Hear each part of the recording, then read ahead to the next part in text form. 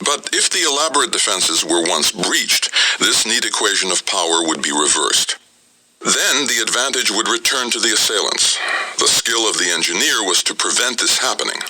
The complex of bastions, joined by a strongly built curtain wall with the outworks that Brown mentioned, generated a whole new specialist idiom and a new form of geometry. In their drawings, architects sketched in the lines of fire, showing how the walls, bastions, and outer ramparts created an unconquerable system of defense. But the Ottomans had already shown on Crete, with the capture of Candia in 1669, that even the new defenses could be overwhelmed, but not by cannon fire or head-on assault. They had pioneered the arts of tunneling beneath walls and bastions, and then demolishing them from below by exploding gunpowder mines. It was rare by the 1680s that a well-defended fortress could be overwhelmed by a frontal assault, although the Swedish armies of Gustavus Adolphus had done so with success in the early stages of the 30 Years' War. The dangers and difficulties were obvious. Attackers had to cross a succession of obstacles, clambering over low ramparts, wading or swimming across moats, or scaling the walls of deep ditches, then battling across an open killing ground, all the time under fire. At close quarters from the ditch, the massive new defenses towered over the attackers below like gigantic buttes or giant boulders. The parapet crammed with infantrymen armed with matchlocks, wheel locks, or, laterally, flintlocks, interspersed with artillery pieces that could blast the attackers' formations advancing en masse. As the art of fortification developed, military architects began to design fortresses to cope with every type of assault, including mining. But the best defenses could only be made when they had a new site, a tabula rasa, chosen with a view to defense. Some of the best were isolated fortresses protected by deep water, like Kamarno and Gjor. Some of the worst were large walled towns with a sizable area to defend. Vienna posed insuperable difficulties for even the most inspired engineer. Rivers ran past two sides of the city. To the east, one of the many branches of the Danube had been turned into a sluggish channel or canal, which followed the line of the city walls on the northern and eastern sides before bending back to join the main line of the river. This was Vienna's port, and at one time it also provided the water for the ill-starred moat that ran around the line of defenses. Nevertheless, water remained the most effective barrier against mining, but by 1683 the moat no longer served its original purpose.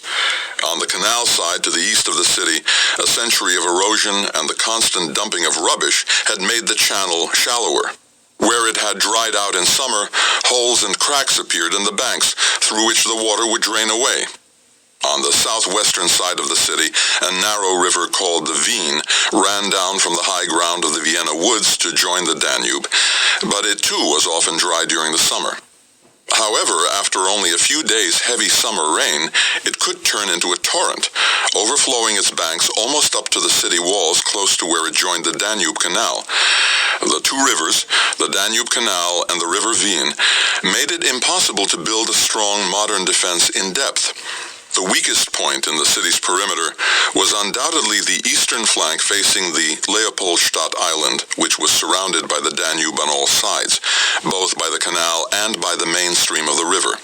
There was no space to build proper bastions and ravelins between the old city wall and the riverbank, and in a bird's-eye map produced by Heinrich Schmidt, the quays and wharfs looked like a gaping hole in a solid line of protection, secured only by a massive wooden palisade and the old medieval walls.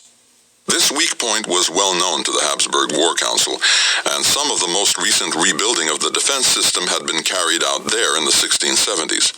But there was little that could be done to strengthen it without demolishing a large part of the old city. Yet this tantalizing vulnerability also posed great problems for any attacking force. A general would have to move a large body of men and equipment onto the Leopoldstadt Island, where there was little room for maneuver, and where, in effect, they could easily be trapped. Although the Danube was often low enough to wade across, sudden rain could increase the flow in a matter of a few hours. This indeed happened during the siege of 1683. Moreover, the Ottomans remembered the flash flood which had trapped their army at St. Gothard in 1664. Most dangerous of all for an attacking army, with the river so close to the walls, it gave no opportunity for any kind of mining. The palisade and then the city wall could only be taken by heavy bombardment and then by storm.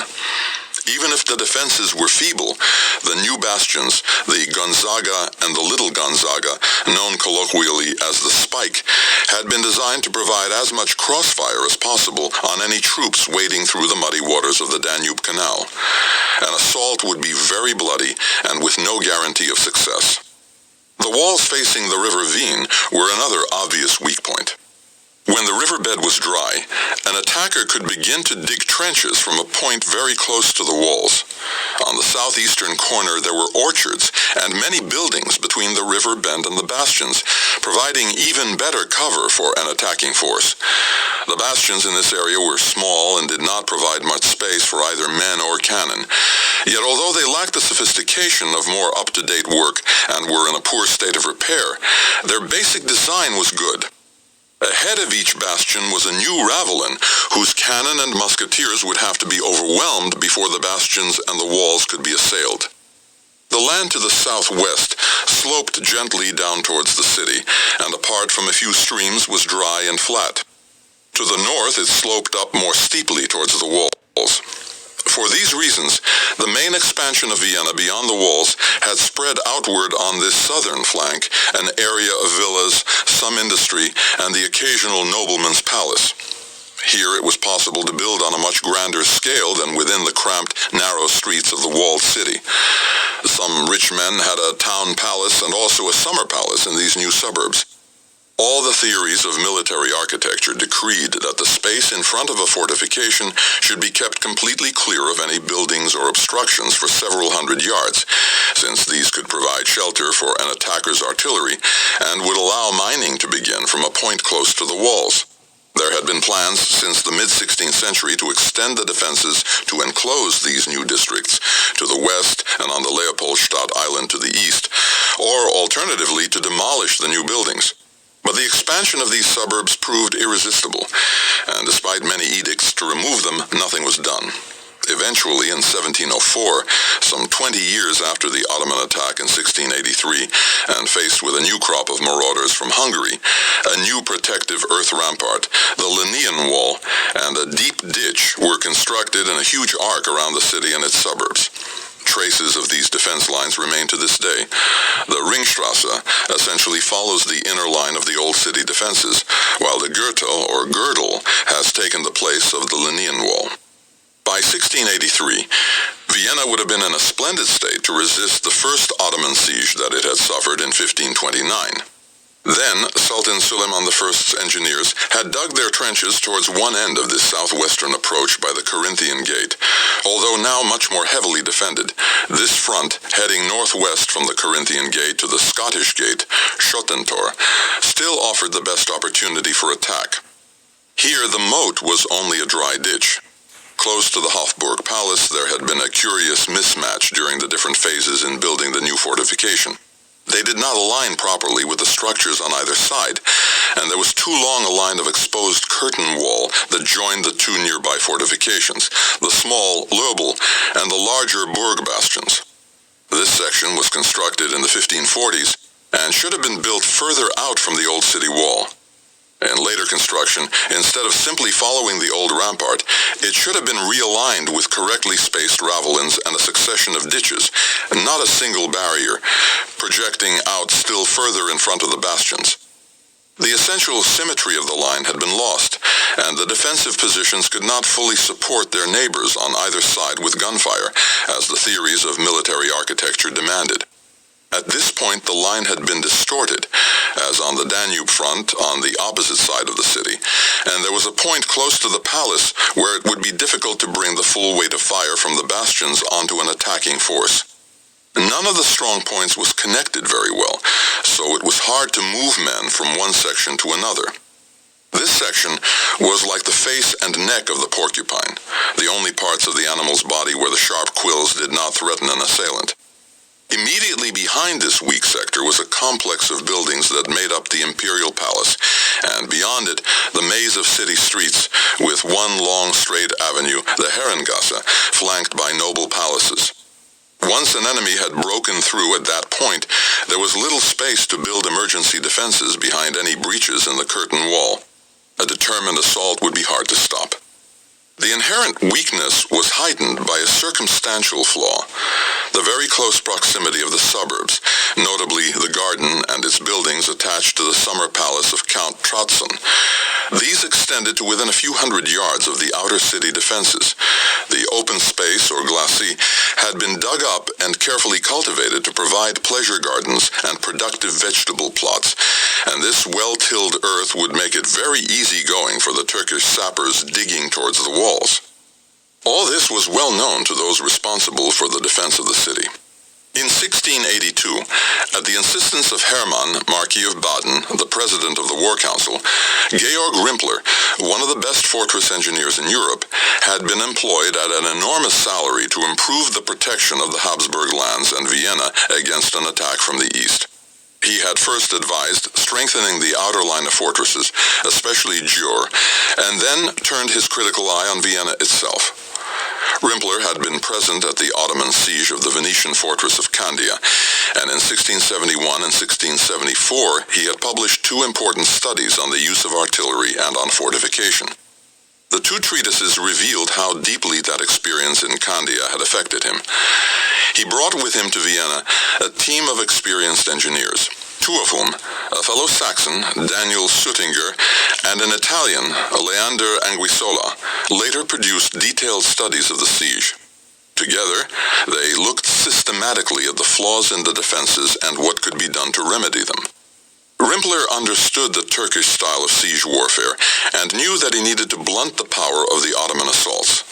Nothing could be done to remedy the fundamental defects of the fixed fortifications, except to repair the collapsing walls of the moat and the heavily eroded brickwork of some of the bastions.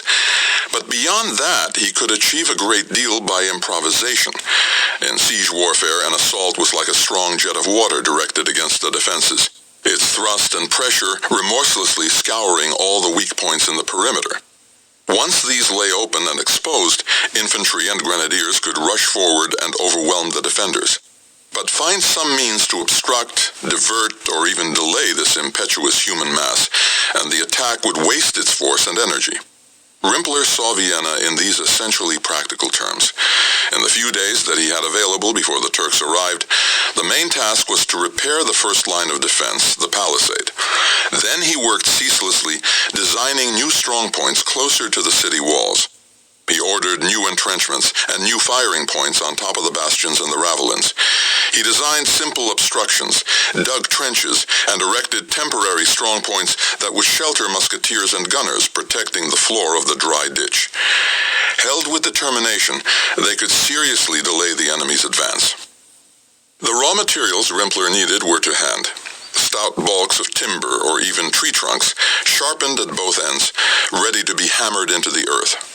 Roped together or strengthened with wooden cross members, buttressed with more timbers behind, they could be used to make an open wooden wall. A thin man could turn sideways and slip between the staves, but an attacking mass of men would be brought to a halt. The Ottomans themselves were expert in using palanka, solid blockhouses made of logs and earth, and Rimpler was constructing something very similar. Using wooden barrels or gabions, he created a line of blockhouses along the timber-covered way that ran along the top of the steep inner wall or counterscarp. The defenders could then fire down on any Turks who penetrated the old moat. Each one was a little fort, and the Turks would have to eliminate them one by one. In the moat itself, he ordered the digging of entrenchments at the base of the ravelins, constructed bunkers and blockhouses, and on the bastions, each one to be crowded with musketeers who could hinder the enemy advance across the moat towards the walls and ravelin. He cut gaps in the parapet, embrasures, so that the bastion guns could fire down into the ditch on the attackers below. These modifications were designed to cover the blind spots in the dry ditch that were otherwise out of sight of the defenders on the wall. But these desperate last-minute measures were still being completed as the Turks began their assault. Rimpler could do nothing to counter the most deadly form of attack. As at the siege of Candia, the mortal blow would come not from bombardment, but from the steady advance of the well-protected enemy tunnels or saps underground. As they dug, the Ottomans roofed over their advancing excavations with stout beams covered with earth that protected them from gunfire. Sometimes they would dig deeper, 15 or 20 feet underground, and buttress their tunnels like mine shafts. Here they were invulnerable, except to a countermine dug by the defenders. During the siege, a battle often raged underground as Ottoman and Austrian miners met and struggled in the dark. Vienna was ill-defended against attacks from below. It was not built on an impenetrable rocky outcrop, but on stony river soil, hard going for a miner, but no serious impediment. In 1529, the Turks had shown how deep they could dig and how far they could advance. Their approach in 1683 would be no different. They would burrow into the outer earth rampart, or escarpment, dig through the wall of the old moat, and cut their way onwards to the ravelins and the curtain wall. These old fortifications had no protection against enemy mines, and an explosion could reduce a solid fortification to a mound of stones and loose earth in an instant. It was certain that the Ottoman saps would inevitably dig through the earth rampart, but the best Rimpler could hope was that the men stationed on either side of any breach could direct a withering fire into the flanks of an Ottoman assault. He was right. In the end, by an enormous effort, the attackers had to level a huge tranche of the outer wall to give them free access to the ditch behind, to protect their assault troops from the Habsburg musketeers still emplaced in the blockhouses on the covered way, now at the Turks' backs. That all these defenses were crude and makeshift was unimportant, for they would only have to last at most for a few weeks before either the army retreated or Vienna was destroyed. This would be a siege unlike most others in recent memory. In most sieges in the West, it was not a matter of importance that a fortress was impregnable, merely that it could be defended until the attacking army rather than the defending force gave up the attempt. Buying time was what mattered. In Western Europe, the mere completion of the preparations for the first entrenchments, the cutting off of the city from the outside world, was a point at which most cities sought honorable terms. The Ottoman engineers, Rimpler knew, were entirely capable of breaching the inadequate defenses of Vienna. But unless the city surrendered, which seemed unlikely, it would have to be taken by storm. Candia had finally surrendered on good terms in 1669 before the final assault, but for Vienna that option seemed out of the question. Christian Vienna would be annihilated, ransacked, and ravaged according to the customs of war that operated in both East and West. Rimpler's ingenious improvised defenses were all designed to wear down the enemy, to negate his vast numerical advantage. And if all else failed, he had planned to stretch heavy iron chains across the streets, and then to turn every house into a little citadel. The chains were ready and waiting in the arsenal. These blocked streets would stop the Ottomans bringing their artillery into the city, and force them to fight hand to hand for every few yards. Later generations of military writers would describe Vienna as the Ottomans' Stalingrad, and that anachronism is wholly apt. Starhemberg was determined that the city would only be conquered block by block, and the Turkish infidels would be left in possession of a vast pile of shattered masonry and burning timbers. The last redoubt would be St. Stephen's Cathedral, and the people of Vienna would fight to the death by the walls of the cathedral, their Steffel. History would play up Starhemberg's heroic credentials, but he was an unremarkable soldier. His family had been barons in Upper Austria since the days of the first Habsburg Emperor, Rudolf, in the 13th century. Ernst Rüdiger von Starhemberg was in his 46th year in 1683. He had fought with Charles of Lorraine beside Montecuccoli against the Turks at St. Gothard and against French armies in Germany. None of his portraits, at the time or subsequently, gives a true impression of the man. Contemporary portraitists softened his face with a cascading wig, and later generations turned him into a crypto-saint. But in the National Museum of Art in Budapest, there is a bronze statuette, one of a series by Alexei Karoli of Habsburg generals. Starhemberg, his arm resting on a parapet, his cuirass strapped tight over a heavy buff coat, looks as though he himself were made of tanned leather. Resilient yet impenetrable, a long thin nose like an eagle's beak, tall and wiry, Caroli's little statue presents the man described by his contemporaries as endlessly active, for whom attack and not defense was an instinctive response. But Starhemberg was no beau sabreur, throwing himself recklessly into the melee. He calculated, planned, and then led the defenders into daily acts of impossible courage. He was not a great general, but he possessed exactly the qualities of mind and spirit to inspire a resistance without previous or subsequent parallel. In the week between the Emperor's flight and the arrival of the Turks, the work under Starhemberg's orders was hectic but purposeful. Some preparations had been made already, and the city's two arsenals were well stocked with gunpowder, shot, and musket balls. More was brought in before the Turks closed their grip around the city. This unusual plenitude, filling the Viennese arsenals to bursting point, was because the city was designated as the supply base for the army as it battled with the advancing Turks in Royal Hungary. On the first day of the siege, a rumor that Turkish saboteurs had set fire to the arsenal stacked to the ceilings with gunpowder caused panic. A youth of 16 years found in woman's apparel had flung some fires into the straw or litter lying near the stables of the Scotch Abbey, which presently consumed the best and largest monastery of the town. The flame also making its way till it came to the arsenal, where a great quantity of powder and other ammunition lay in store. The very door where the powder was kept taking fire. The inside of the room was doused with water, and the arsenal was saved, as if by a miracle.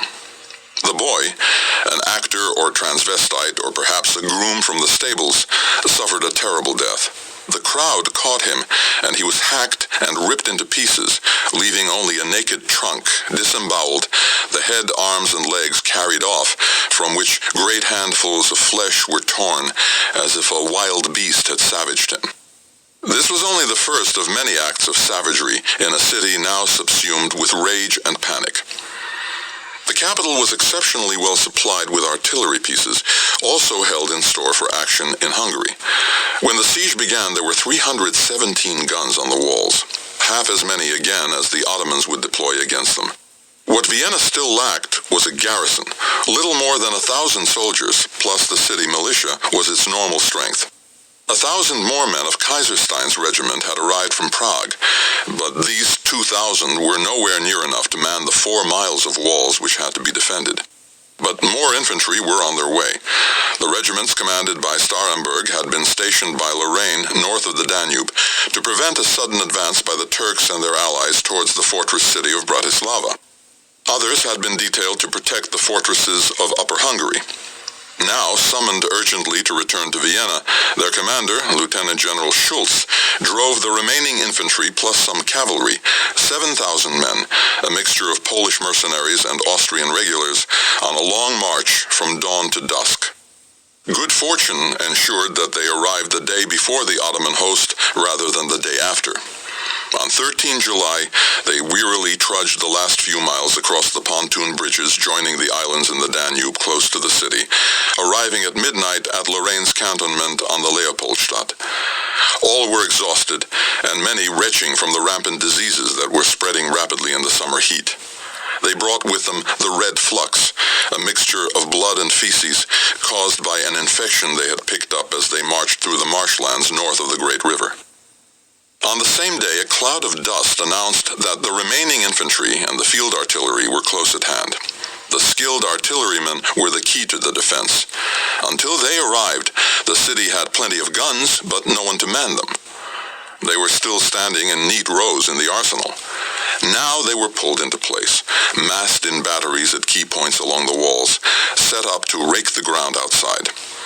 Within a day of pitching camp outside the capital, Lorraine ordered that all the infantry and artillerymen and some heavy cavalry at his disposal should man the city defenses, while he would eventually take the remaining cavalry across the wooden bridges over the Danube to the north bank, guarding against any thrust from Thokoli's insurgents and the Ottoman garrisons in Upper Hungary. But it was evening on 14 July before the main Ottoman host arrived before the city, by which time Tartars and Delis were already roaming unopposed in sight of the city walls. The last of the soldiers arrived from the east a few hours before the Turks, with many sick and wounded. They were taken into Vienna, and then the main gates were bricked up and the bridges over the Dry Ditch and Danube demolished. Only a single gate, the Red Tower Gate, Rotenturmtor, on the eastern side, still remained open for any stragglers, and the strongly defended outer Carinthian Gate, which passed through a ravelin, was kept open for attacks on the Turkish lines. Starhemberg's garrison now comprised 72 companies of infantry and the cuirassiers, plus the local Vienna city guard, the city militia and watchmen, and the gamekeepers from outlying estates who proved to be expert snipers. They numbered at most about 15,000 men in arms, but many of these were walking wounded, and in reality perhaps only 10,000 were fit and well. What then were the city's prospects of survival? Not good. Roughly 200 years before, the Ottomans under Sultan Mehmed II had besieged and captured Constantinople in one of the great catastrophes of Christendom. The long, straggling Byzantine walls could be neither manned nor defended, and eventually the attackers broke through in many places to overwhelm the defenders. Vienna, for all the deficiencies in its fortifications, was a tougher prospect, yet the Ottoman army was also a more dangerous opponent. It may have lacked some of the passion and raw courage of those who attacked Constantinople in 1453, but it had much more experience and training in the art of taking fortified cities. More to the point, it had the lessons of the failed attempt to take Vienna in 1529, as well as many successes against modern fortresses. Most cities eventually succumbed to siege. Some were saved by a relieving army. That was Vienna's situation in 1683. Every day that the city could resist made the prospect of relief more likely, and that resistance depended largely on the willpower of those sheltering behind the walls. Constantinople fell because its small garrison lost the will to resist. Vienna was defended by battle-hardened soldiers who knew the consequences of a failure in morale. On the day after the emperor had fled, there had been a mass exodus from the city of the fearful and timorous.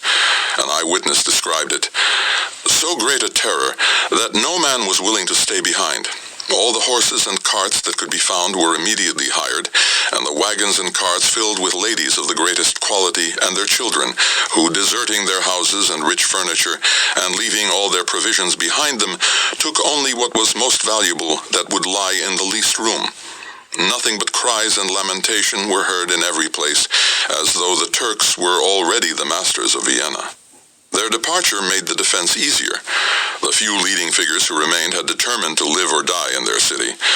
There were inevitably crises of morale, doubts, and fears as the siege tightened, but there was also a strong sense of common adversity. There was no enemy within, no group willing to compromise. An implacable sense of resistance united the soldiers, the citizens who remained, and the many thousands from the countryside who had taken refuge in the capital city. The Ottoman host had advanced steadily but slowly from their first encounter with Lorraine's men on 8 July. There were streams and rivulets flowing down towards the great river which impeded their advance. Each one of them had to be bridged.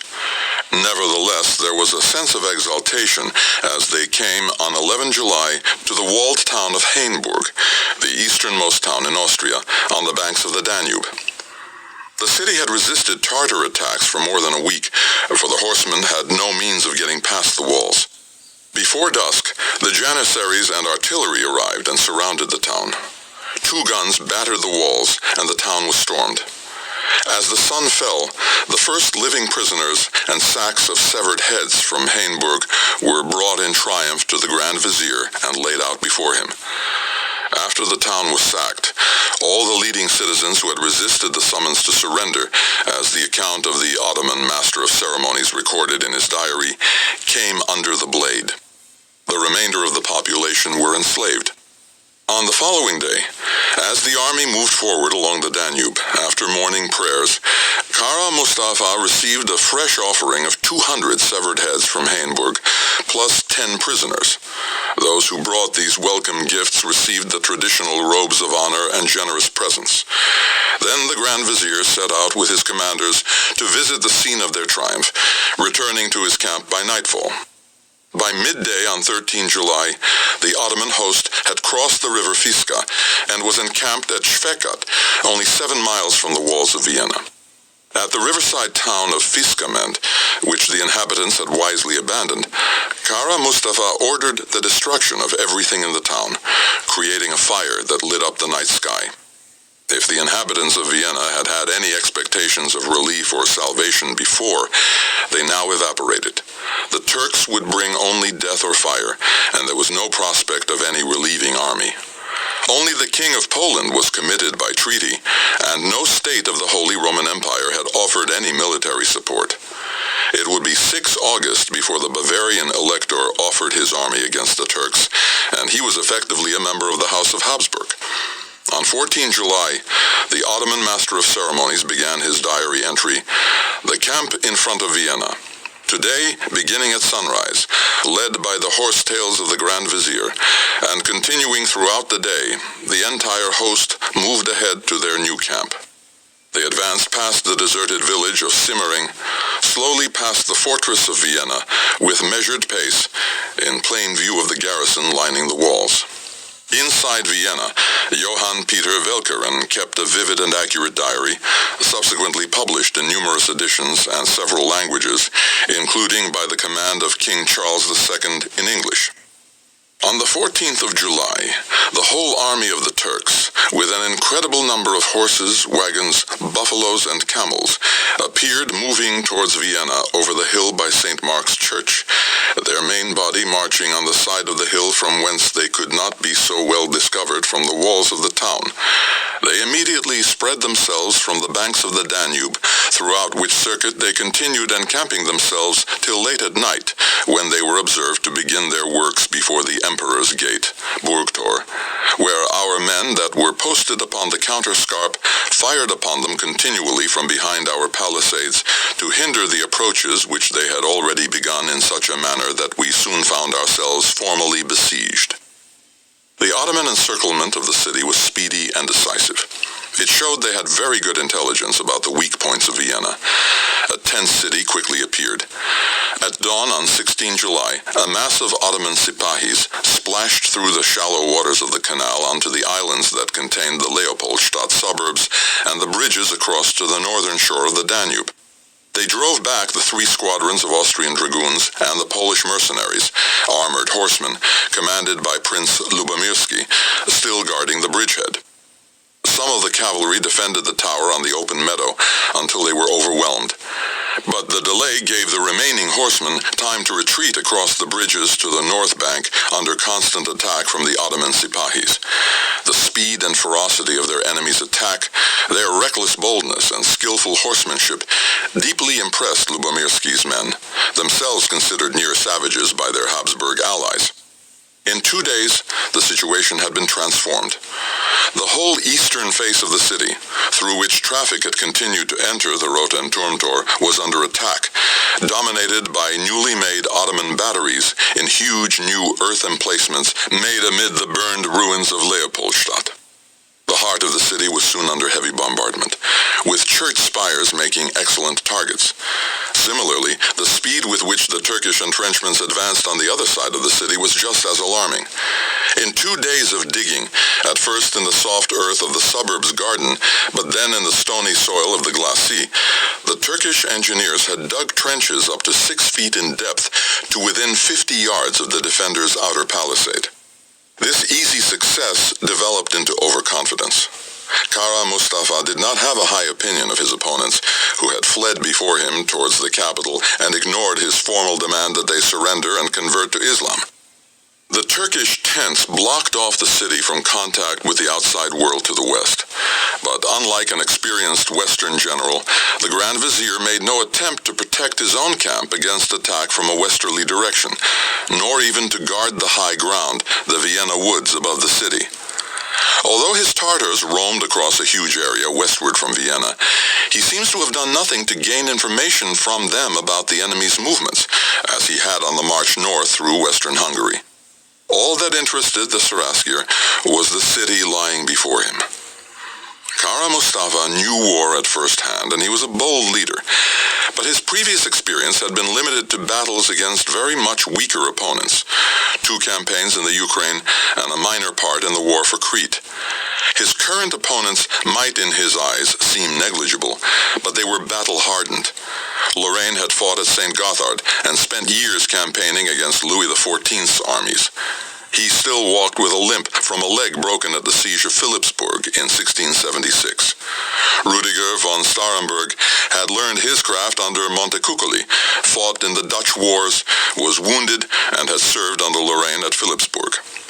The other commanders in the city were a cross-section of the international Freemasonry of soldiers who had gravitated to Habsburg service. The Leslies of Balcain and Fetterneer were reputed to be the most successful Scottish mercenaries of the 17th century. They had served the Habsburgs loyally through the 30 Years' War, and Walter Leslie had ended an imperial count and owner of vast estates in Styria and Bohemia. His 2 nephews, James and Alexander Leslie, both fought in defense of the city. Prince Ferdinand Charles of Württemberg led his own regiment, as did Colonel Charles de Souche, who had inherited it from his father. These were men in the Zrínyi tradition, who would prefer death to dishonor. In Vienna, they fought alongside their men on the walls and in the old moat, and many of the regimental commanders were among the dead and wounded.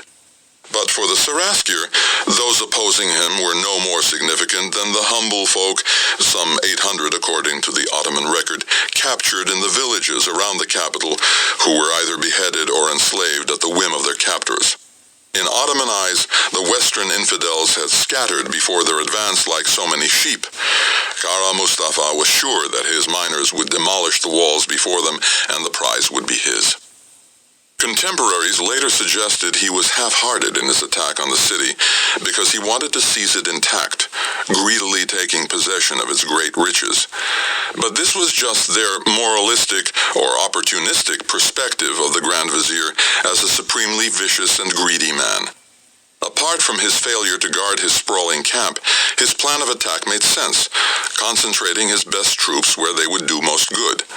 Kara Mustafa may have commanded the largest army ever seen in Europe, but the number of skilled musketeers and trained assault troops, of artillerymen and engineers, was limited. The huge arc of tents, extending over 15 miles around the city, was for the most part filled with men doing nothing much, apart from occasionally patrolling the space before the ditch and palisade. Or they were half-hearted, like the Christian levies from Moldavia and Wallachia, who had reluctantly joined the campaign under threat. The provincial cavalry were not even capable of firing a musket, although they later proved as zealous in attack on foot as they had on horseback. For the Grand Vizier, taking Vienna was like opening a walnut, that familiar staple of Ottoman cuisine. Crack the walnut's hard and impenetrable shell at the right point, and the soft kernel would be exposed. The point of fracture, all accepted, even the defenders, would be the zone by Leopold's palace. Kara Mustafa pitched his palatial tent before this flank, looking down on the city. Further forward in the still smoldering ruins of the suburbs, which Starhemberg had torched only 2 days before the Turks arrived, he ordered that an elaborate and luxurious palanca-like structure should be built as his forward command post, only some 450 yards from Vienna's palisade, well within cannon shot. This was a more luxurious version of the traditional Ottoman wooden-walled fortification. Evliya described these as wooden walls filled with mortar, and Luigi Marsili drew its likeness precisely. 2 solid lines of stout poles were hammered into the ground, with a gap of at least 2 feet between each line. That gap was filled with compacted earth, and the structure strengthened with wooden ties and braces. Covered with canvas outside and silk inside, the solidity of the structure would have been completely hidden. It would withstand a fire from small arms and even a direct hit from a heavy cannonball. From here, Kara Mustafa would watch the advance of the Ottoman trenches and from a distance command the repeated assaults. From this vantage point, he could see and hear the constant activity behind the city lines. Now that the thrust of the main enemy attack was clear to Rimpler and Starhemberg, all the defenders' activity concentrated on the southwestern side. Throughout the day there was constant hammering as the palisade was further buttressed and strengthened, while up on the bastions and ravelins the cannon were quickly moved into place. Late 17th century warfare was becoming a kind of choreography. The advance of the Turkish trenches and the laggardly hardening of the defenses appeared almost synchronized, taking place simultaneously. 3 days after they started digging, the heads of the Ottoman saps had snaked forward until they were only 30 yards from the outer defensive earthen rampart crowned by its wooden line of stakes, and behind it the ranks of musketeers ready behind the parapet. At intervals there were broader platforms, mostly mounted with light wall guns charged with shot, stones, and old nails, and with silent ranks of grenadiers, each man carrying a haversack stuffed with bombs. The elaborate drill for throwing them was complex and risky. A grenadier carried a slow match, and after blowing the smoking end to a red glow, he would light the grenade's fuse. Then, making sure it was burning well, he would stand erect and hurl the bomb with a circular overarm movement into the enemy trenches or into a mass of Turks struggling up towards the palisade. The explosion of a grenade was devastating, and a skilled grenadier could hurl one bomb after another in the space of less than a minute. On both sides, the grenade became the master weapon of the siege. The grenadiers could move quickly to the point of any Ottoman attack and lay down a devastating barrage of close-quarters support for the musketeers. A strong man could hurl a grenade for 20 or 30 yards. Their casualty rates were high because they were very exposed at the moment of throwing their bombs. Nor were the fuses entirely reliable, and a bomb exploding prematurely could cause mayhem in the defenders' ranks.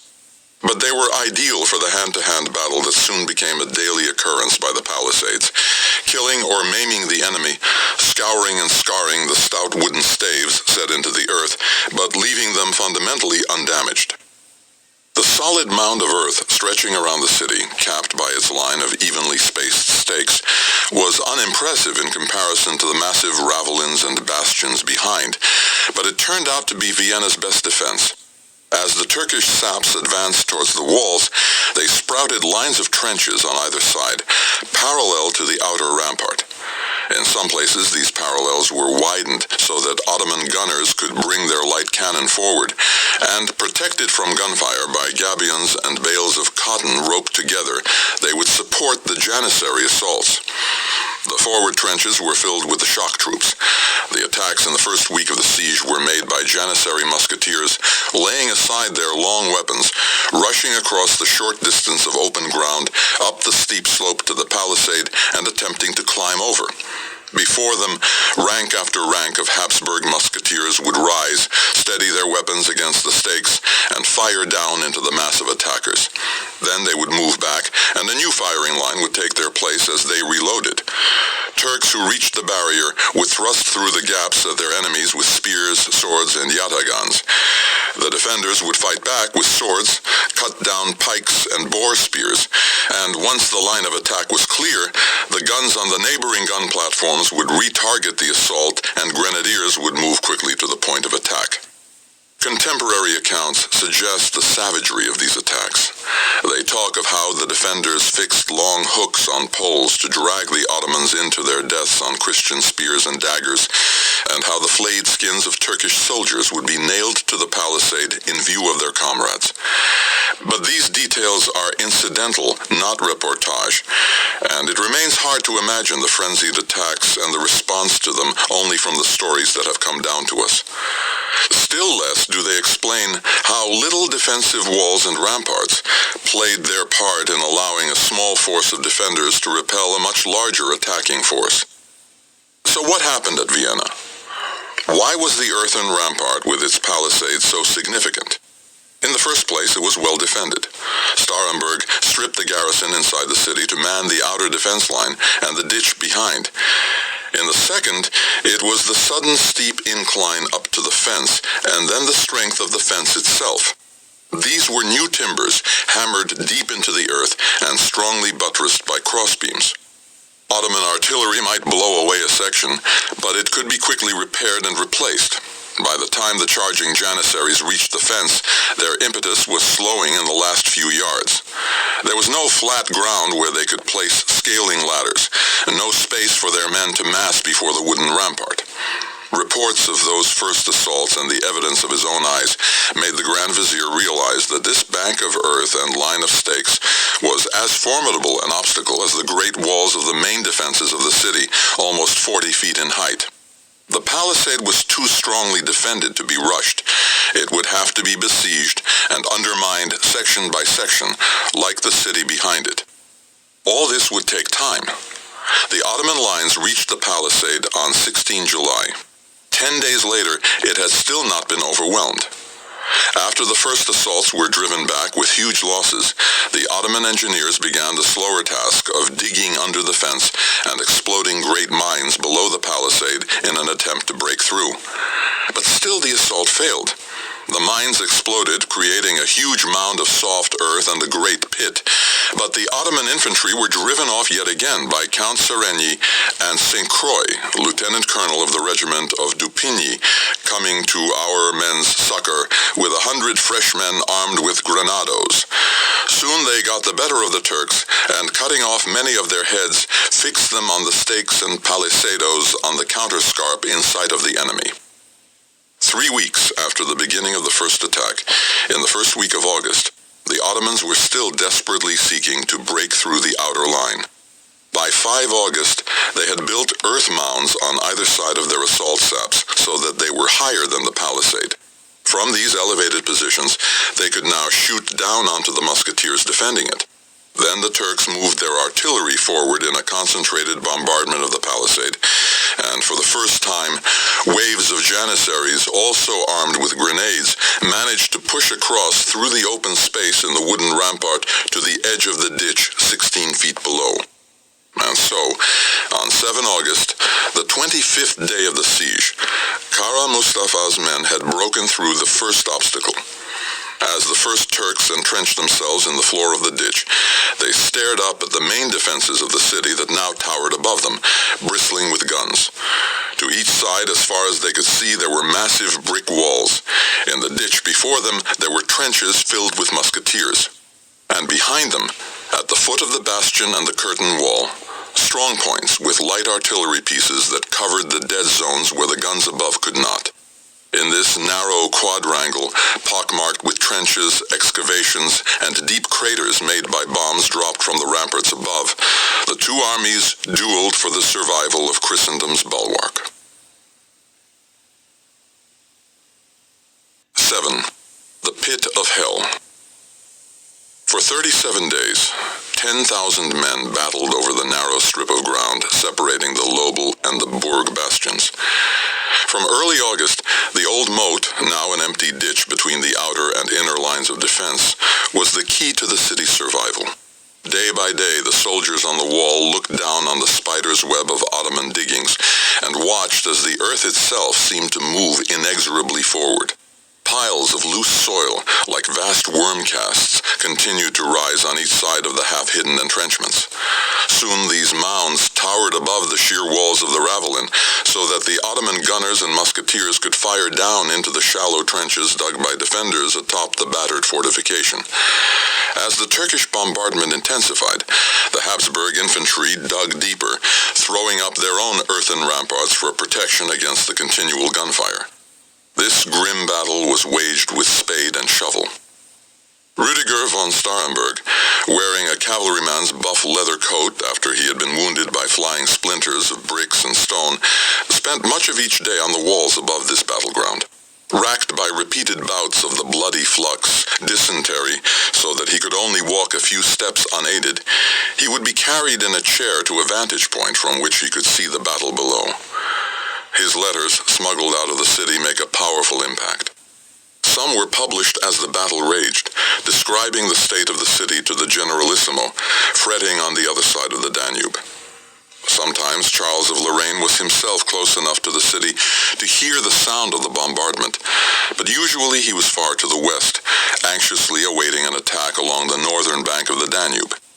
The Ottoman cannon, grouped in 3 large clusters in a single huge battery opposite the bastions, fired with a steady rhythm into the city, and the defenders' batteries riposted. No target was too insignificant. As one diary records for 20 August, this day a gunner from the ravelin between the gate of Carinthia and the bastion of the waterworks on the south side of the city, observing a Turk watering 2 horses at the Vienna river, fired upon him and broke his legs with a shot, killing him instantly. The individual marksmen on each side waited for targets or fired in the hope of doing some damage. The irregular crackle of gunfire lasted all day.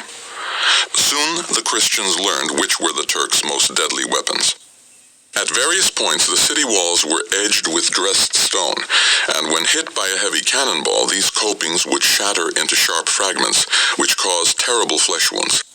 Some of the Turkish mortars lobbed bombs high into the sky, which exploded like huge grenades when they hit the ground. Dozens of men could be killed or mortally wounded by these silent angels of death. Both sides had expert snipers, the Balkan musketeers the most expert in the Ottoman ranks, while the parties of Jaeger, gamekeepers from the noble estates around Vienna, stationed at key points on the walls, were deadly with their long muskets. The Turkish weapons fired huge, heavy lead balls, which would smash through armor or helmets. The Austrian hunting rifles were less powerful, but precise and accurate, as Turks who imprudently exposed themselves discovered to their cost. Once night fell, a different kind of battle began.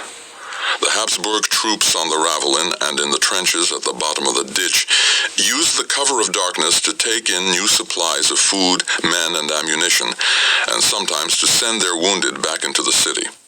But both sides mounted sudden raids on the enemy trenches, so that most nights were punctuated by the sounds of musket fire, the explosion of grenades, or the screams of the dying. Some expeditions were more bizarre, as the Christians employed a long file of men, each one with a wheelbarrow, to trundle away the loose earth from the base of the tallest mounds so that little landslips would occur, thus exposing the Ottoman guns above. Like most sallies, these ended in disaster as the Turks were roused and showered those below with arrows and grenades. Just to the south of the ferocious struggle at the Burg and Lobel bastions was the main entry to the city, the Corinthian Gate, protected by its own ravelin, 2 sets of great gates on the outer rampart, and a protected way back to the city wall. Raiding parties would mass under cover out of sight of the Turks, and at dusk or in deepest night, the outer gates would swing open, and the horsemen and musketeers charged towards the Ottoman camp. The gunfire from the walls would suddenly stop, and they would rush the complex of Turkish trenches, hurling grenades at the men huddled below. At other times, they would head for the line of Ottoman tents beyond, and return to the gate driving cattle or sheep before them. Occasionally, they would capture unwary sentries and bring them back for interrogation, and in later stages, a gruesome death. The morale in both camps waned as each week passed. Starhemberg and his senior officers launched raids in an effort to keep up the spirits of both civilians and soldiers. At first, these offensives had been very successful. A strong counterattack, led by Count Sereny and Count Scherfenberg, killed all the Ottoman sappers pressing hard on the Lobel bastion, setting fires that spread rapidly. They succeeded in destroying the stores of cotton-filled gabions and the timbers used to construct the attack trenches, setting back the Turkish advance in that sector by about 12 days. But the human cost was very heavy. 100 men died in this sally, and these offensives called for the best and the most spirited members of the garrison. The remorseless pressure of the Ottoman bombardment and the ceaseless tunneling fostered wild fears. Rumors were rife. Where once in the early days there had been talk of relief, now there was none. They would die, but in a good cause, and God was with them. The city churches were thronged, even though these were points of particular danger. The Ottoman artillery on the Leopoldstadt island naturally used the spires and towers as targets, because they offered the only clear targets within the walls. On 1 August, a cannon shot had burst through the tall lancet windows of St. Stephen's Cathedral and crashed against a pillar, showering the congregation with stone splinters and fragments of metal. But as the citizens and garrison soon learned, through God's mercy, only 1 man had suffered serious injury. His legs were smashed to a pulp. On the next day, the Ottoman batteries on the southwestern side took up the bombardment. Being a holy day, the Turks very early in the morning shot many bombs at the church of the Capuchins, whereby they gave great disturbance to the people in their devotions. A bomb falling with horrid noise on the top of the church and stopping on the great arch, while the people were within at their prayers. It occasioned so great fright amongst them that they all ran out of the church, but afterwards returned to their devotions when they saw no hurt was done. Every glimmer of hope was magnified. On the same day as the miracle at the Capuchin Church, at about 8 in the evening we sprang a mine that was carried from the level bastion to the enemy's works, with so great success that many of them, the Turks, were blown up and torn in pieces, we perceiving from the walls several arms and legs in the air, mingled with the smoke and the rubbish. But this hopeful enthusiasm was wishful thinking. Starhemberg's engineers might have the occasional success, but they could not prevent the Turkish advance. It progressed more slowly than the Grand Vizier demanded, but the Ottoman sappers and the Janissary assault troops in the trenches steadily overcame every obstacle in their path. The outer rampart, the palisade, the ditch, the ravelin. The attack was remorseless, with the city being bombarded constantly through the day and often at night as well. Below ground, the Turkish miners and the Habsburgs' counterminers worked ceaselessly, shift after shift. On one or two occasions, they even came face to face in the loose earth, pick suddenly striking pick. As the war diary recorded, on this occasion it may be worthy of notice that whilst the Turks were working continually and our men were digging from above to countermine them, it happened that their pickaxes met together, the ground being opened between them. But the Turks being as unwilling to make their way upwards as our men were to go down, the conflict soon ended. Neither group wanted to be suffocated in the falling soil if their tunnels collapsed. In the Turkish trenches and on the walls of the city, the smaller guns were rarely silent, each barrage engendering a riposte from the enemy's guns. Indeed, when the artillery ceased fire, it was usually only the prelude to the explosion of a mine and the new assault from the Ottoman lines. The diaries written during and after the siege all point insistently to the defenders' courage and to their minor successes. They speak less of the overwhelming power of their enemy. Subsequent history has also forgotten the grim reality of the siege. The scale and intensity of Vienna's struggle had no equal, not even in a Europe that had been constantly at war for 30 years until peace was made in 1648. But even the most sanguineous events of the 30 Years' War were dwarfed by the potential catastrophe in the East. The bloodiest siege earlier in the century had been the capture of the Lutheran city of Magdeburg in 1631 by the army of the Catholic League, an old walled city on the banks of the Elbe, and like Vienna with medieval defenses, Magdeburg had been reinforced with modern bastions and strongpoints. The siege of Magdeburg had begun on 3 April 1631, and on 20 May all its outer defenses were taken. The city was stormed simultaneously from 6 directions and captured in a single day. By nightfall, it had been sacked, and 20,000 Magdeburgers slaughtered. But even in this catastrophe, there was nothing to equal the daily, yard-by-yard struggle in the ditch before Vienna, nor the deaths and enslavement that would have followed any conquest. At Vienna, the zone of the most intense conflict was almost at the ceremonial heart of the Habsburg capital. It was precisely the point where theatrical extravaganzas had once been performed.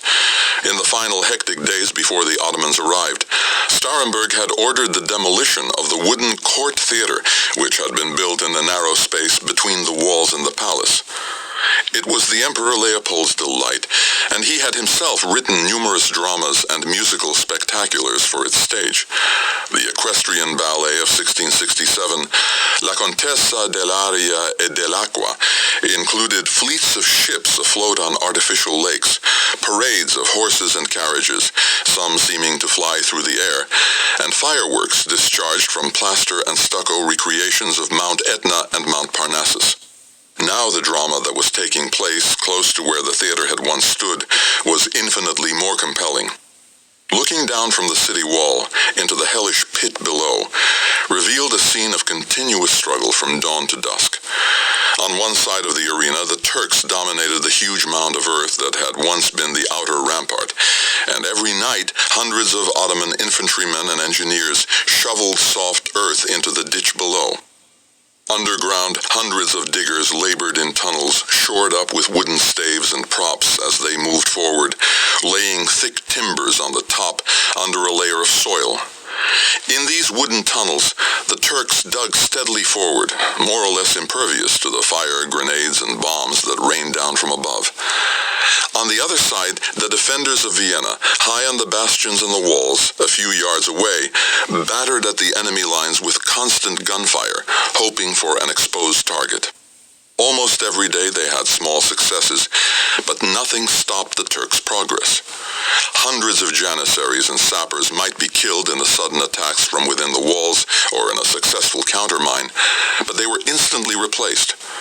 One or two Turkish mines were exploded every day, the pits and craters moving closer and closer to the Ravelin and the two bastions.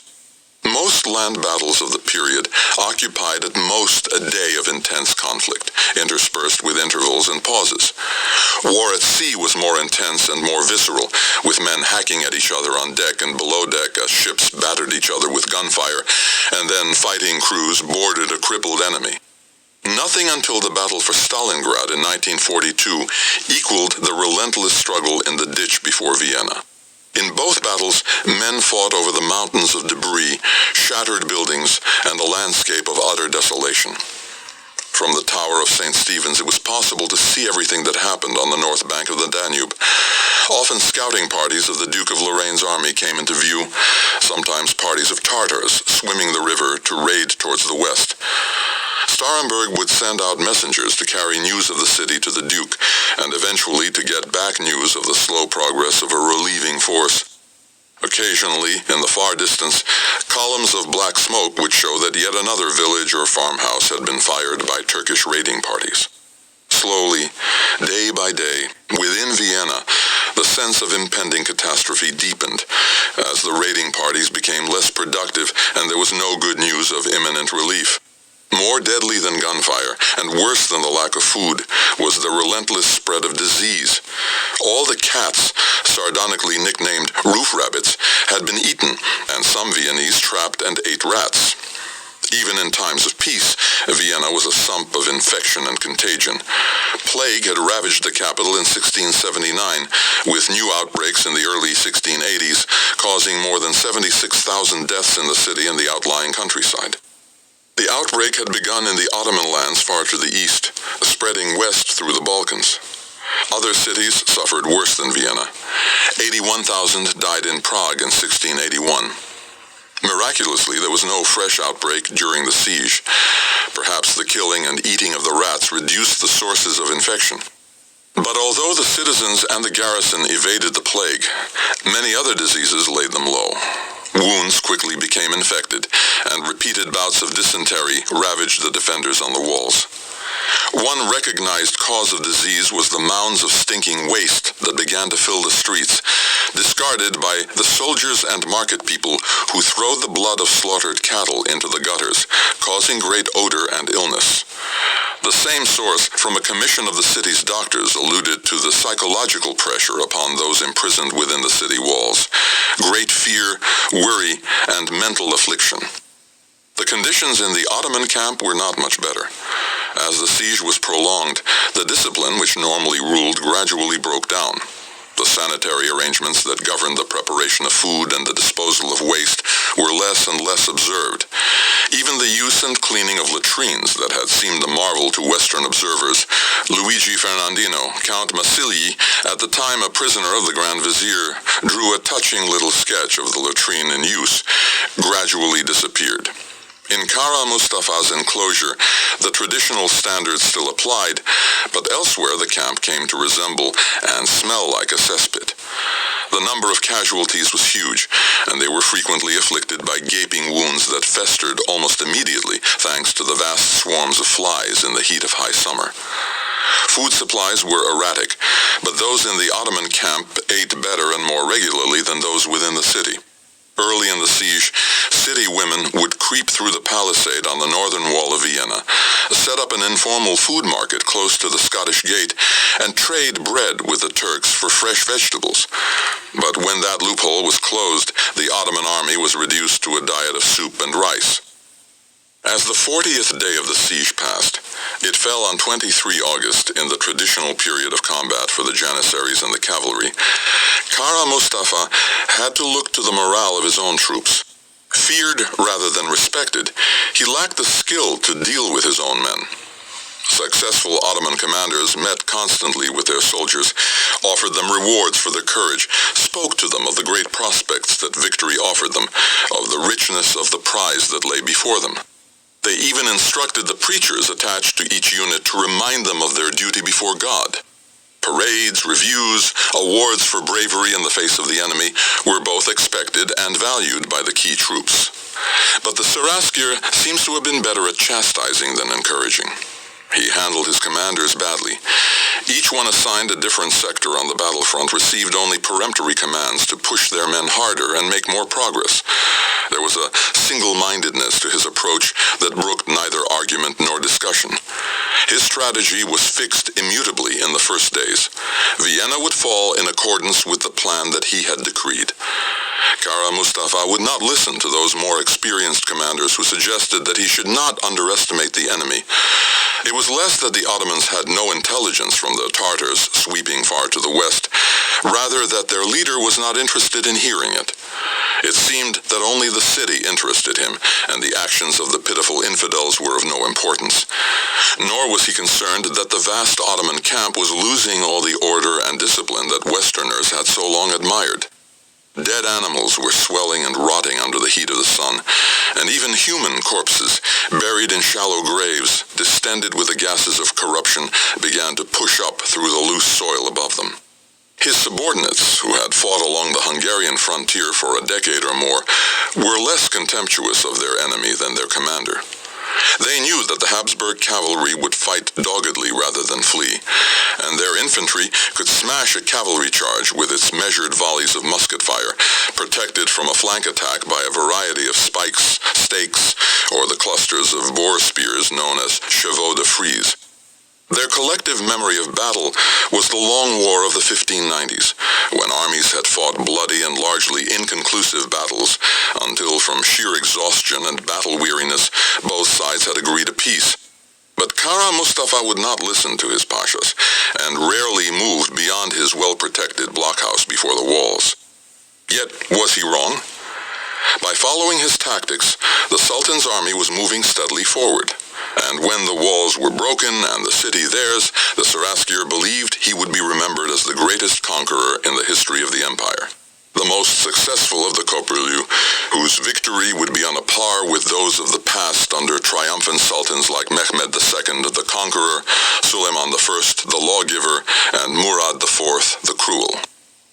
In the city, as the Turkish excavations advanced closer and closer to the old walls, there were fears that the enemy was already burrowing beneath their feet. There were no deep foundations to the walls, just large flat slabs of stone buried deep into the ground, and the walls built up above them. On the city side, there were damp and musty cellars and storerooms, which in the area of the imperial palace housed the emperor's wine. In some places the walls were buttressed and supported, but in others they stood by their own mass and weight. It was rumored that in addition to the daily explosions of mines against the ravelin and the bastions, the Turks were digging even deeper, under the walls themselves, below the wine cellars, providing a secret passage into the city. Such was the feeling of suppressed panic that Starhemberg ordered all the cellars to be watched and guarded, and citizens were admonished to listen for noises of picks and shovels below the streets. Every day, he and his civil commander, Count Kapliers, received reports of the Ottoman advance. Yet there was little that they could do to impede its relentless progress. On 25 August, Starhemberg met in the early morning with his senior officers on the Löbel bastion, which was being undermined from below and battered constantly by the Turks' heaviest guns. They agreed that they had to slow the pace and power of the attack.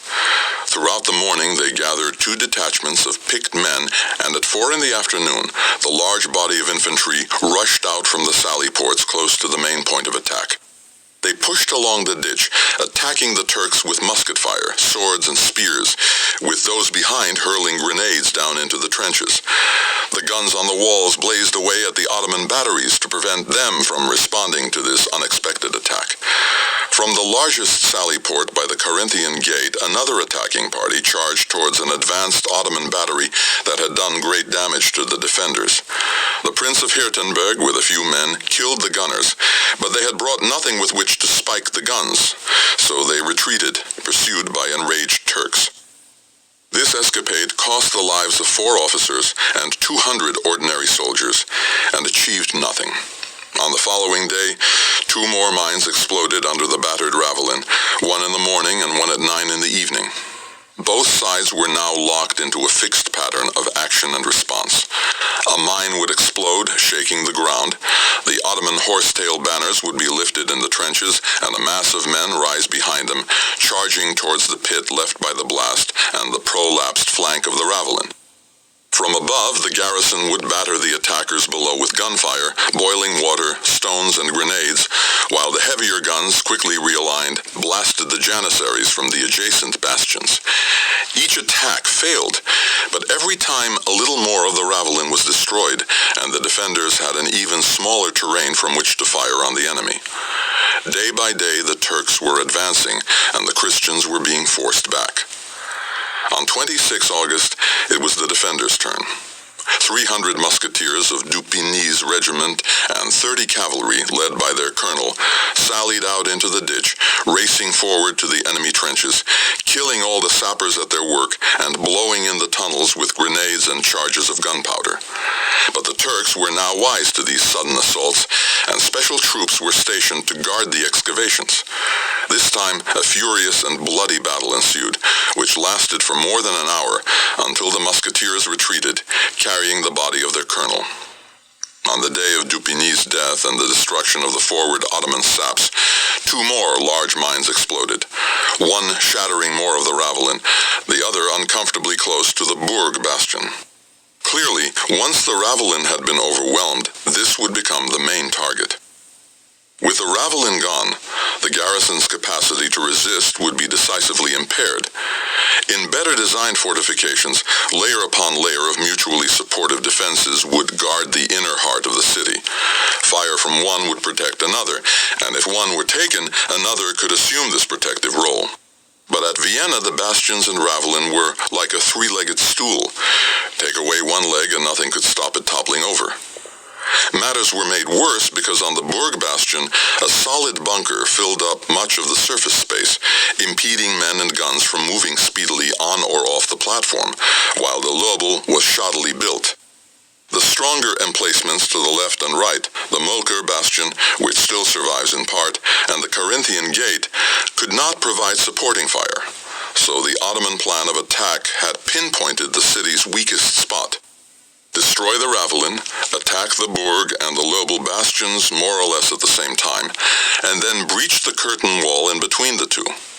It was impossible to move in men or guns fast enough to reinforce the 2 bastions in the case of an all-out attack, and Starhemberg could never know precisely where the fatal blow would fall.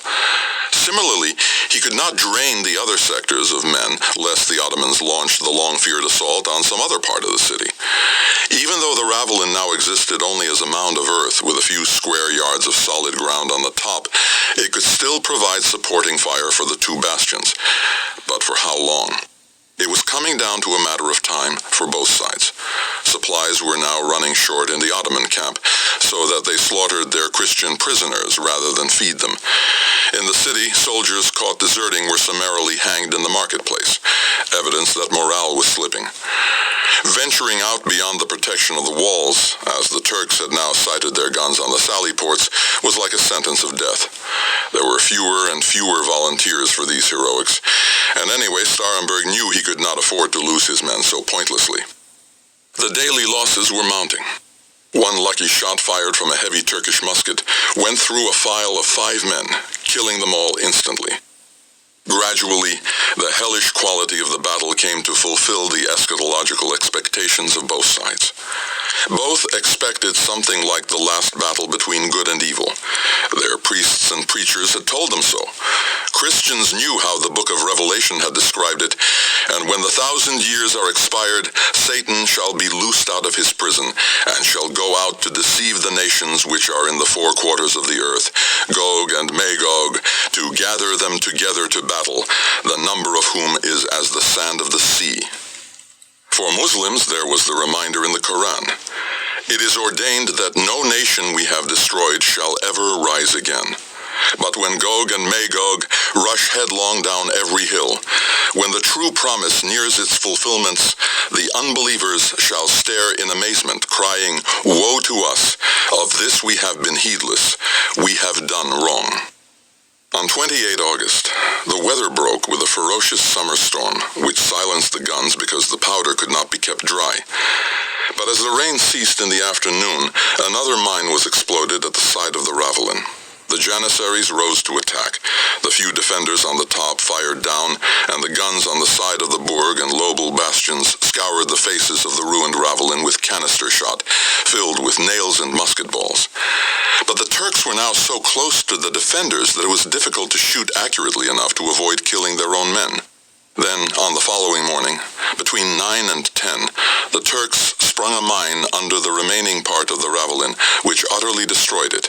After it had been torn in pieces by so many mines, no firm ground being left for us or the enemy to fight upon, our men keeping only a very small retrenchment in the middle of the Ravelin that had escaped the last assault of the enemy. This they maintained very obstinately, beset as it was on every side by the enemy. From that point onwards, the Ravelin was no more than a symbol of the city's defiance, because it could no longer provide any flanking fire in support of the two bastions. Starhemberg sent soldiers from his own regiment under a Captain Heistermann to garrison this forlorn hope. The captain, previously Starhemberg's adjutant, was already a hero among the defenders. On one of the many sallies against the Ottoman camp, he had grappled with a powerful Janissary, wrestled him to the ground, wrenched his yataghan from his enemy's hand, and, like David conquering Goliath, severed the Turk's head with his own scimitar. He carried both head and sword back within the walls, spiking the former on a spear and presenting the latter to his commander. Starhemberg had told him that if the Turks pressed too hard, he was to retreat under cover of darkness and abandon the little scrap of ground still in Christian hands. He had no intention of retreating. Having posted himself upon the Ravelin with 50 men, he would not retreat, notwithstanding the fierce attacks of the enemy, who had set fire to the palisades and traverses of wood that was the only defense our men had remaining. 20 soldiers were killed in the night, including his second-in-command, Lieutenant Sommervogel, leaving a garrison of 30 against hundreds of Turks pressing up from below. On the next morning, 3 September, a relief party was driven back by a shower of Turkish arrows, and Starhemberg sent direct orders by word of mouth that Heistermann was to set fire to the remaining defenses and take his men back as best he could under covering fire to the curtain wall. This he did at midnight, so that the Turks were, that day being the 3rd of September, being possessed of that Ravelin that had cost them so much blood. On the evening of 27 August, a small party of artillerymen commanded by Count Kilmansegg had carried a bundle of signal rockets to the tower of St. Stephen's Cathedral and fired 40 of them into the night sky. They were a signal to the Duke of Lorraine that we expected a speedy relief. This relief was a chimera, but those in the city believed salvation was at hand. In fact, there had been a devastating silence about the military communications smuggled into the city. We might speculate whether Starhemberg, that most grimly realistic of soldiers, actually believed it was coming, or, if coming, whether it would arrive in time. Nevertheless, every evening thereafter, the rocket party made the same journey up the tower, even though there was no hint of any relieving army. Charles of Lorraine, on the far side of the Danube, had at first doubted that the city's days were numbered. All through the siege he had received gloomy messages and dispatches from Starhemberg, but now he knew that with the final loss of the Ravelin, the Turks would redouble their efforts, and the city could not hold out for much more than 2 weeks at the most. The The heightened intensity of Ottoman assaults began immediately. On the day after they had finally occupied the Ravelin, the most powerful mine to date, which the Turkish sappers had long been preparing, was exploded under the northern face of the Burg bastion. This rendered most of the artillery pieces facing the Ottoman assault trenches unusable. 30 feet of the bastion collapsed completely, and more than 1,000 janissaries surged from the trenches, clambering over loose earth, bricks, and stone blocks up the near vertical slope towards the platform atop the bastion. The explosion came at precisely 2 p.m., when the watch was changed among the defenders, so that both the old and the new watch were crowded on the bastion. Some were killed and wounded in the massive explosion, but once they had recovered and reformed, their available firepower was almost doubled. As the smoke and dust cleared, the defenders saw a solid mass of Turks climbing up towards them, as Ottoman arrows and musket fire played remorselessly upon them. Whilst the cannon, mortar pieces, and small shot played furiously from all parts, there appeared on the top of the ditch 1,000 Turks, who on the sudden let themselves down one by one through certain holes and galleries that conveyed them into the very bottom of the ditch, and running from thence towards that part of the bastion which had been thrown down by the mine. They found a way by digging and removing the loose earth to shelter themselves in the hollow parts of the ruins, making also rooms for greater numbers. More and more attackers were fed up to the front through the communication trenches, with a forest of horsetail banners converging on the breach. The first line, some janissaries with badges denoting valor, some irregulars, Serdonechti, seeking to make a name by their berserk courage, were only a few yards away, and the defenders hurled loose timbers, palisade poles, bricks, and stones down to keep them at a distance. Behind this first attack line were thousands of Turks, eager to clamber over the piles of rubble to engage with the infidel. The situation was desperate. If the Ottomans gained a toehold at the top of the cavernous gap in the wall, they would be impossible to dislodge. The officers and sergeants quickly rallied their men, setting some to make an improvised redoubt out of great beams and sacks filled with sand and earth, while in front stood 3 files of men standing shoulder to shoulder, who fired down, then turned off to each side to reload, and then enter the firing line again. They managed to keep up a near-continuous barrage of fire, possible only because so many musketeers were on hand. Chevaux de frise were hurriedly assembled and pushed to the edge of the breach, creating an emergency field fortification. Some were also pushed down into the breach. Several Turks were impaled on the spear points as they tried to scramble over them. Smaller cannon were hurriedly manhandled onto the bastion and propped up so that they could fire down with canister shot on the enemy mast below. Hundreds of grenades were passed out, fuses lit, and then sent cascading down onto the Turks' heads. Inevitably, some exploded prematurely, wreaking havoc in the defenders' lines. The whole platform of the bastion was filled with fighting men, struggling to repel the Turks' onslaught, which seemed to swell from almost every direction. The defenders were so tightly packed that the bodies of the dead were held up by the crush around them. While I was holding a soldier by his scarf, his head was knocked off by a cannonball. Blood and brains were splattered onto my nose and right into my mouth, which was open because of the day's great heat. The incident caused me great suffering afterward, above all, violent palpitations and vomiting. The battle raged ferociously for more than 2 hours. Starhemberg and all his commanders rushed to the scene to stiffen their troops in the crisis. Hundreds of the defenders were killed in this narrow battleground as the Ottoman mortars and artillery rained down fire onto the bastion, regardless of any damage to their own men. After nightfall, hundreds of palisade posts were hammered into the ground around the bastion platform. There were fears of another huge blast. There now remained only 40% of the original garrison, who still had to man 64 defense points. There were no more trained soldiers in reserve.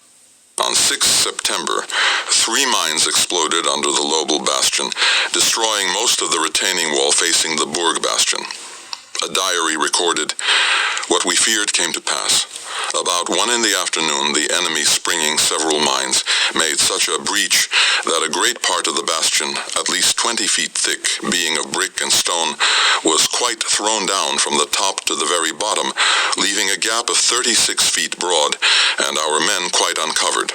Whereupon the enemy made a furious assault, but soon retired by reason of the difficulty of the passage occasioned by the heaps and pieces of the ruins that lay in their way.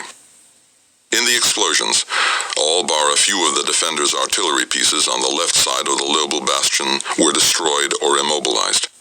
The remaining defenders rushed down to stand shoulder to shoulder in the breach, armed with swords, spears, long hooks, and even scythes, as they were raked with cannon fire and Turkish arrows. Leander Russ's dramatic oil painting of 1837 could not fully capture the savagery of the fighting. Again, the chevaux de frise, the 17th century equivalent of barbed wire, were eventually pushed into place to provide some barrier against the janissaries and the dismounted cavalry, which charged in wave after wave. The hand-to-hand fighting lasted all day, ending only as night fell. Overnight, the defenders had no rest as they prepared new redoubts, erected a palisade and several wooden palanca behind the bastions, and as others dragged artillery pieces into position to make new batteries. The curtain wall was reinforced with more men and wall pieces, light artillery, as well as bombs and even coping stones from the parapet that could be dropped onto the enemy below. Plainly, Starhemberg realized that this, the last line of his defenses, would soon be under heavy attack. The capacity of the two bastions to support each other was by now drastically reduced, and as the Turks saw them badly damaged by each exploding mine, their spirits rose. The smell of rotting corpses, brick dust, and burned powder now became the sweet scent of imminent victory. Masses of volunteers pushed forward into the ditch to wait for the next assault. There was activity all along the now narrowed front. While the two bastions were under attack, the Ottoman sappers dug 3 deep galleries, pushing steadily towards the curtain wall, where it joined the corner of the Lobel bastion. The soldiers on the walls began to drop bombs to the base of the curtain wall to crater the ground and make it harder to tunnel underneath the ramparts. It made no difference, as the Ottoman sappers simply dug deeper. Starhemberg and his officers now began to make preparations for such resistance as they could mount once the walls had been breached. Well-planned but improvised defenses might be just as effective as brick and stone. The centerpiece of this second line of resistance was a section of the medieval fortified wall close to the palace, left intact when the Burg bastion had been built. It had long been a nuisance for carriage drivers, leaving the palace for the nearby gate, the Burgtor. It made for an awkward turn between the curtain wall and the new palace range built by the Emperor Leopold. It was the full height of the outer wall and made of solid, undressed stone. Heavy artillery could knock it apart in a couple of days, yet it would still be a major obstacle for infantry. This would become the bulwark of the final line of resistance. It was surrounded by entrenchments and low walls of timber, carts, sandbags, and gabions. The towering new palace behind would provide innumerable firing points for musketeers, while the gunners and musketeers on the curtain wall could turn their weapons around and fire down into the space behind them once it filled with Turks. Behind the Lobel bastion, there were fewer points for defense. There was an old blockhouse above and behind the bastion, but once past that, the Turks could fan out through the open streets of the city. The main problem for the defenders was the seemingly endless supply of Ottoman manpower. The city was still surrounded, and there were Turks ready and eager to attack at any point. If the other parts of the walls were denuded of troops to plug the gaps on the palace front, the rest of the city would be exposed. Every large building was made ready as a center of resistance. Churches, hospitals, tracts of housing were filled with weapons, and balks of timber hammered in place to block doors and windows. The city watch and men young and old were made responsible for defending their homes and neighborhoods. Every street and square would be turned into a killing ground, while the great iron chains, long prepared, were, at Starhemberg's order, finally slung across the streets. The Ottoman troops were also making their preparations for the final assault. The reserve troops from Buda had been called in, and with them a stream of carts filled with fresh supplies of powder, weapons, and food.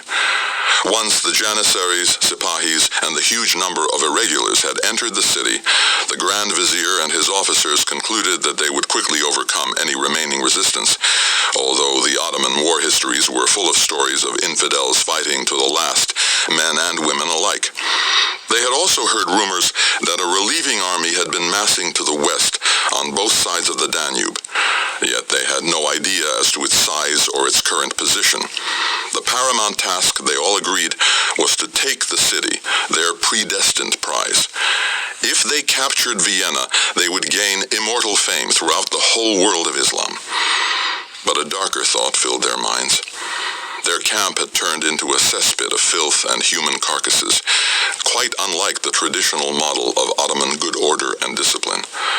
The commanders closer to the troops than Kara Mustafa sensed a rising tide of mutiny. No one dared voice what all of them feared. What would happen if they could not take the city in this final surge? 8. A flood of black pitch. On Wednesday, 8 September, Vienna celebrated the Nativity of the Blessed Virgin Mary. The Emperor Leopold's grandfather, Ferdinand II, had declared that Mary, the Mother of God, was the Generalissima Sacrale who commanded the Habsburg armies in their struggle